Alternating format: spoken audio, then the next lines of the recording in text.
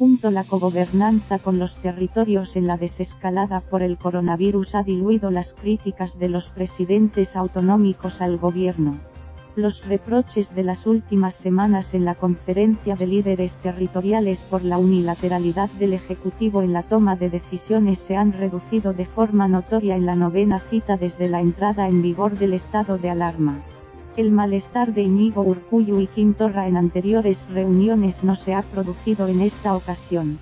Las autonomías que han salido peor paradas en el avance hacia la nueva normalidad, como Madrid y Andalucía, PP, y la Comunidad Valenciana, PSOE, han cuestionado los motivos de su retardo. Nunca he antepuesto la economía a la salud, si hay un rebrote será en detrimento de los sectores económicos, ha remarcado Pedro Sánchez. Alejarse del criterio sanitario y dejarse llevar por criterios políticos o de otra índole sería grave, ha advertido María Jesús Montero.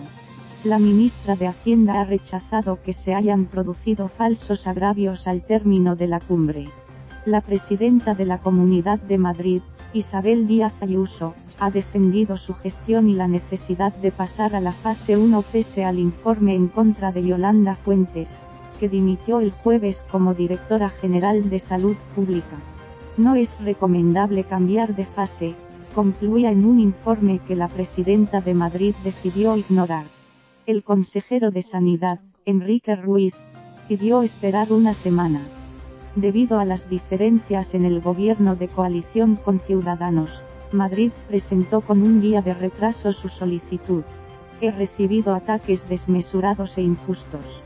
No comparto la campaña que me ha dirigido el partido que diriges personalmente hacia mí y hacia la Comunidad de Madrid, ayuda poco, le ha dicho a Sánchez según fuentes presentes. Madrid necesita dar un paso adelante, no nos vamos a quedar eternamente en casa, ha continuado la responsable del PP, que entiende que se puede conjugar la delgada línea defendiendo a los más vulnerables con la salida económica. Hay que convivir con la COVID-19 largo tiempo y eso pasa por la autoprotección y convivir con normas de distanciamiento, ha añadido. El presidente andaluz, Juan Manuel Moreno, también ha lamentado la exclusión de Málaga y Granada de la fase 1. La Junta pedía que se aplicase por áreas de salud en ambas provincias. Son decisiones complejas, pero es difícil de entender que en otras comunidades se haya seguido el criterio de las zonas sanitarias y aquí no haya sido posible, ha observado. Este ha sido el avance en Castilla y León, gobernada por el PP. También en la Comunidad Valenciana, del PSOE, aunque molesta por no haber superado la fase 0 en su totalidad. Pido que se revise esa decisión y se aplique el mismo criterio de los demás. Hay un daño de reputación a esas dos zonas, ha expresado Moreno. Ximo Puig también se ha pronunciado en la misma línea, he defendido siempre la corresponsabilidad, pero la cogobernanza no ha funcionado tan bien aquí.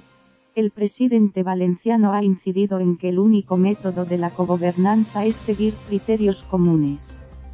El varón del PSOE ha subrayado que tiene que haber rigor en la toma de decisiones.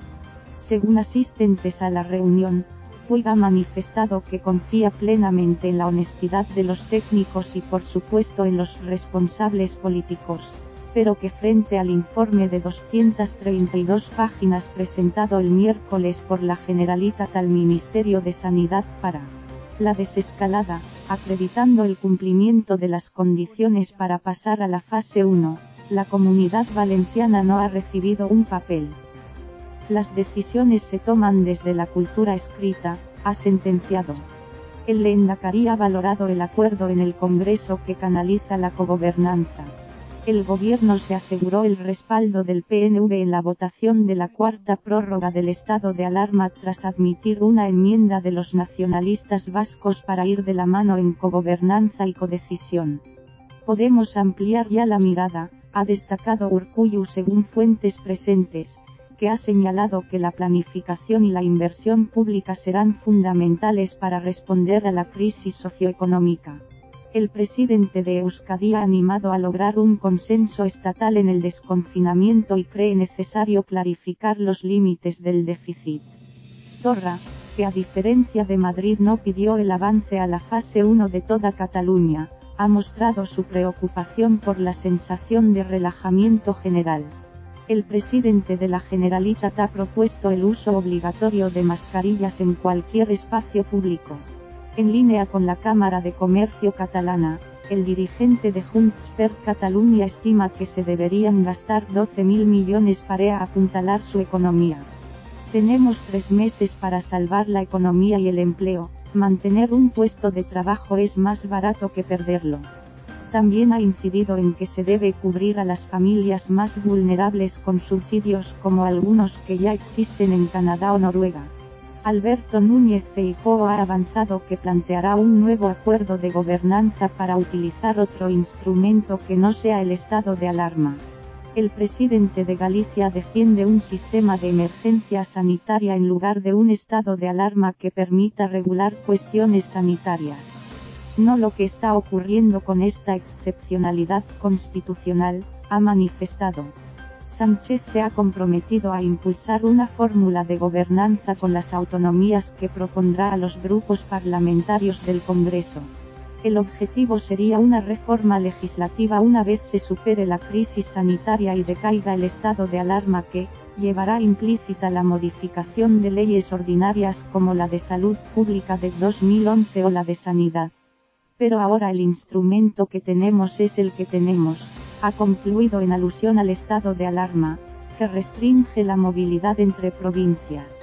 El varón del PP, cuya comunidad pasó el viernes a la siguiente fase, ha solicitado conocer con anticipación los criterios para pasar a la fase 2.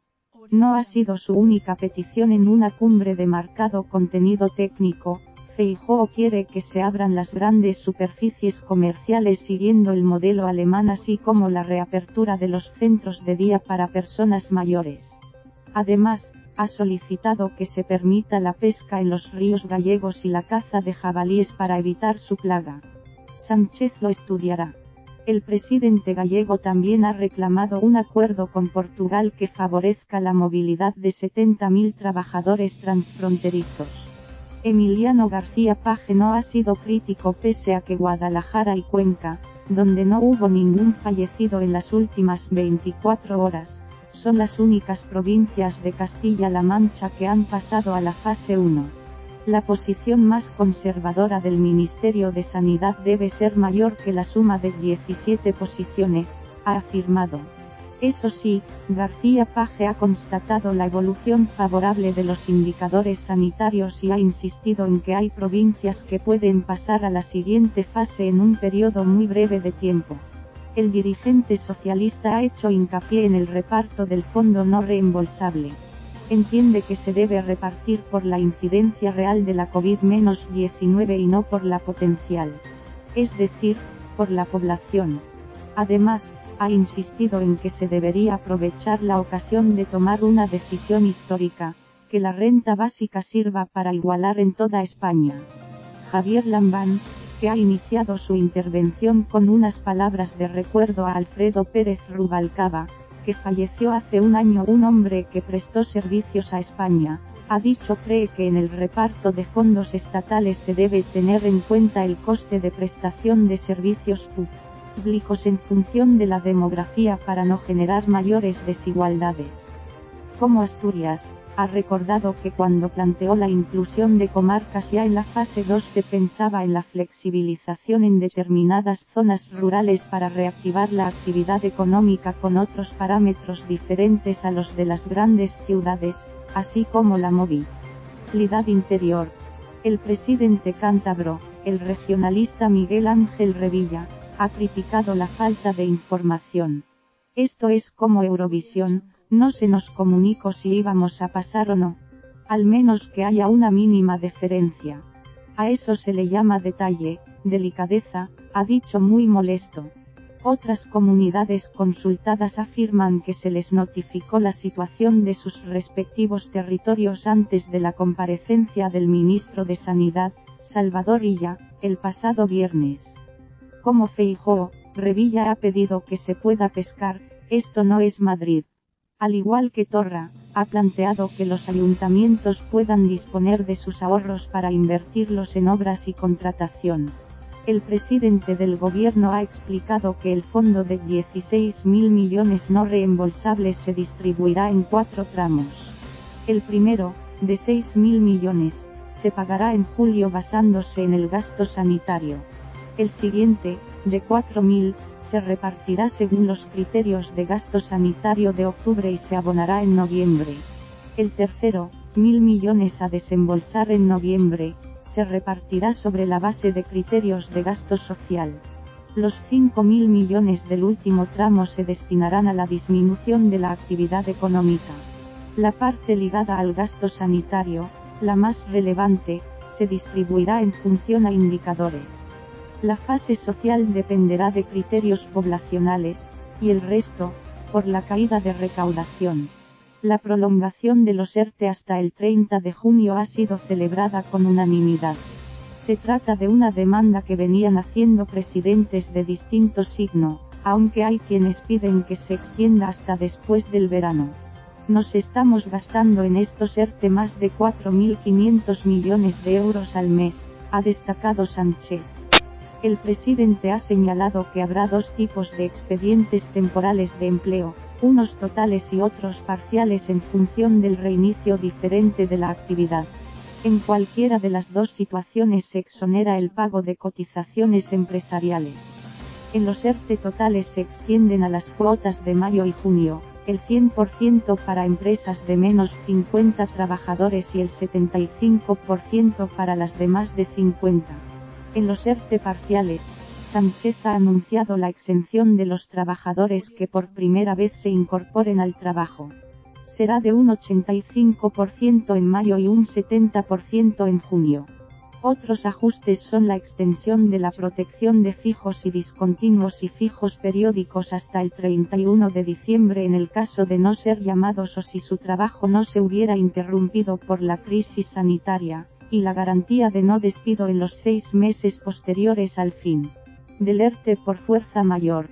Las empresas que hagan ERTE por fuerza mayor no podrán repartir dividendos durante el ejercicio fiscal salvo que devuelvan la parte correspondiente a la exoneración aplicada. Es un mensaje muy relevante que las empresas asumen de cara a la opinión pública en este momento tan crítico, ha afirmado el presidente según las fuentes consultadas. Las empresas o sociedades que tengan su domicilio en paraísos fiscales no podrán acogerse a los ERTE.